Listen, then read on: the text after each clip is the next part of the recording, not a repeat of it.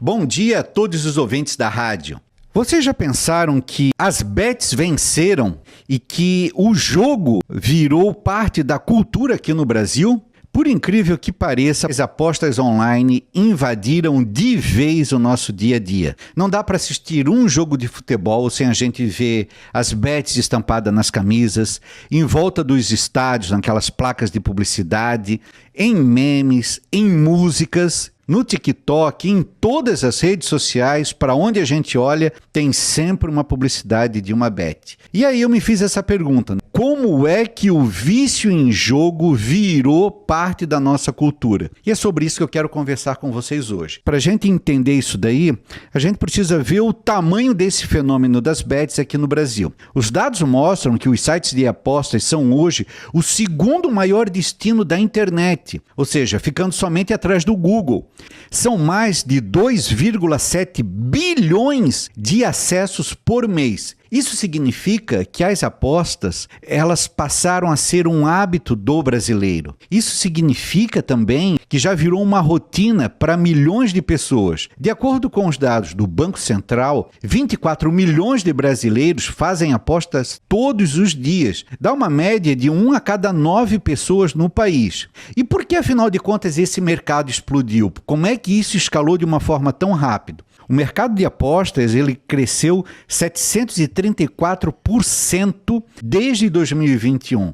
Ele passou de 26 para 130 operadoras e ele cresceu por causa de 3 fatores que eu identifiquei. O primeiro foi a desregulação, ou seja, há um tempo atrás a gente não tinha muitas regras sobre isso daí, mas uma coisa não é limitante para hoje, não é porque tem regras que as pessoas deixam de jogar. Muito pelo contrário, abre o mercado para que novas empresas entrem nisso de cabeça. O segundo ponto, a crise econômica. Com a inflação alta, informalidade, a queda do poder de compra da população e muita gente viu no jogo uma esperança de renda. E sempre vale frisar, bets não são investimentos. Apostas online não são investimento. Investimento é outra coisa. Investimento é com o seu banco, na bolsa de valores e assim por diante. Qualquer coisa relacionada a jogo online não é investimento. E o terceiro ponto, que no meu ver é o que pega mais, é o marketing agressivo.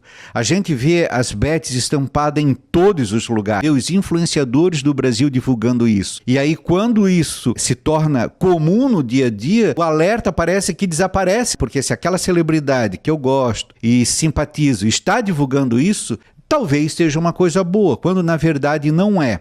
E o motor por trás dessas apostas é um fenômeno que também me preocupa, que é o desespero da população. Em agosto de 2024, 5 milhões de beneficiários do Bolsa Família fizeram apostas via Pix. A gente sabe que a nova regulamentação dificulta um pouco isso, mas o que isso significa, afinal de contas, né? Por que essas famílias estão tirando dinheiro do Bolsa Família para colocar em apostas? Que essas famílias, o problema é que elas não têm uma margem de erro. Elas estão apostando seu salário. Muitas vezes aquela pessoa que está apostando, ela sacrifica alguma parte da compra do mês, ela sacrifica o lanche que ela faria em algum lugar para colocar num jogo que provavelmente vai fazer com que ela perca esse dinheiro. É um desequilíbrio muito cruel entre essa promessa de ascensão que está embutida nos jogos e a realidade de exploração que essas empresas fazem através dos aplicativos. E aí a gente tem o peso do vício. Não é só um problema de dinheiro, mas também é um problema psicológico.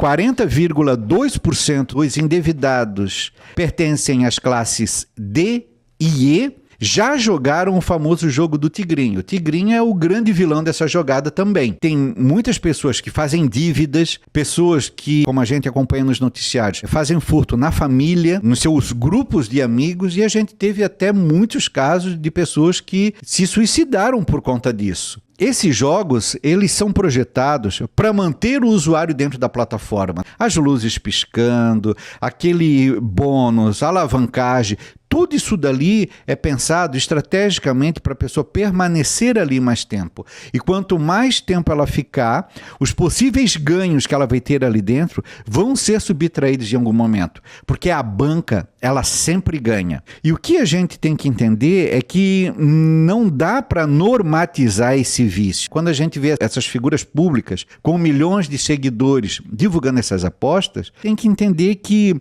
isso pode até ser legal, mas é imoral, porque o mal que essas pessoas estão fazendo para a sociedade é muito grande. E afinal de contas, essas ações, elas vão moldando o comportamento das pessoas com o passar do tempo. Quando uma ideia ela é martelada muitas vezes, as pessoas têm a falsa sensação de que aquilo é uma coisa normal, quando na verdade não é. A gente tem que tentar furar essa bolha. Esse vício em jogo, ele tem que sair do nosso vocabulário e não pode virar parte da nossa cultura. Por hoje ficamos por aqui e nos vemos semana que vem. Valeu!